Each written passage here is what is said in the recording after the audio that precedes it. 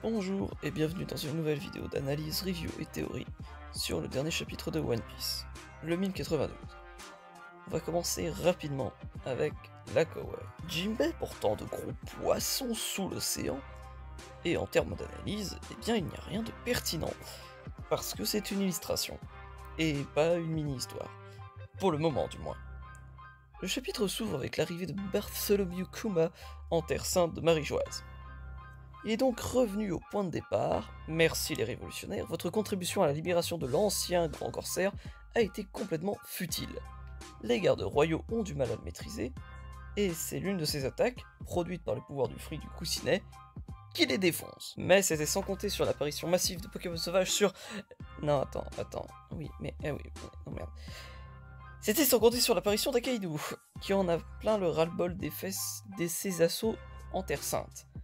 Les dragons célestes font un caca nerveux vis-à-vis de leurs denrées, et sur la tête de Kuma qu'ils désirent.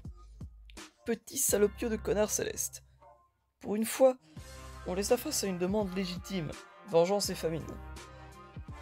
Pas tout à fait, puisque l'un d'entre eux se met à se plaindre de ne pas avoir eu son plat de luxe, et l'autre de la mort de quelqu'un d'innocent. Entre guillemets. Je veux dire, Kuma n'a rien fait de mal pour le moment. Donc la construction narrative des personnages a toujours vocation de nous faire ressentir de la haine à leur égard. Bref, Kakainu, oui c'est son surnom, maintient que si Kuma ne peut être sous leur contrôle, il doit mourir.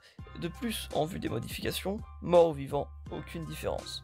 Avant de lui éclater la tronche, il lui demande tout de même où il va, quelle politesse ce Sakazuki. En bref, Kuma s'échappe encore après un coup violent. Oui, parce que court sur la lave. Par Sisma. Nager dans ce genre de lave et de toute façon c'est juste de l'eau chaude, c'est tout.